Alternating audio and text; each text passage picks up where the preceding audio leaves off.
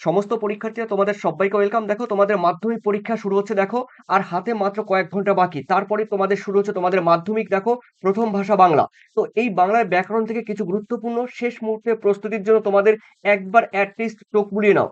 তো এই চোখ বুলিয়ে নেওয়ার কারণ তোমাদের দেখো, যেহেতু বাংলায় তোমাদের গ্রামার বা ব্যাকরণ রয়েছে, সেই ব্যাকরণে দেখো তোমাদের কিছু গুরুত্বপূর্ণ কোয়েশ্চেন আমি তোমাদের সম্মুখে উপস্থাপন করছি। দেখো তোমরা কে কটি করেছো বা এখান থেকে কটি তোমরা কমন পেয়েছো, তোমরা একবারে অ্যাটলিস্ট জানিয়ে দাও। দেখো প্রথম কোয়েশ্চেন, নিরপেক্ষ কর্তা কাকে বলে, উদাহরণ সহ তোমাদের লিখতে হবে। এরপরে রয়েছে দেখো দুইয়ে রয়েছে ডবল স্টার রয়েছে, কর্ম কর্তৃবাচ্যের দেখো উদাহরণ উদাহরণ তোমাদের দিতে হবে। এরপরে ডবল স্টার রয়েছে দেখো, প্রযোজ্য ও প্রযোজক কর্তা কাকে বলে, উদাহরণ উদাহরণ দাও। ওকে।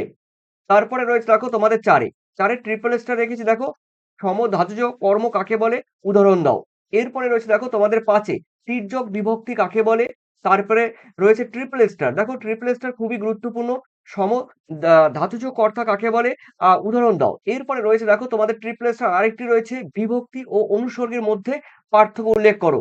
দেখো আটে রয়েছে করং কারকে শূন্য বিভক্তির একটি উদাহরণ তোমাদের দিতে হবে। এর পরের কোশ্চেন দেখো রয়েছে নয়ে নয়ে রয়েছে দেখো করণের বিপসা দেখো কাকে বলে,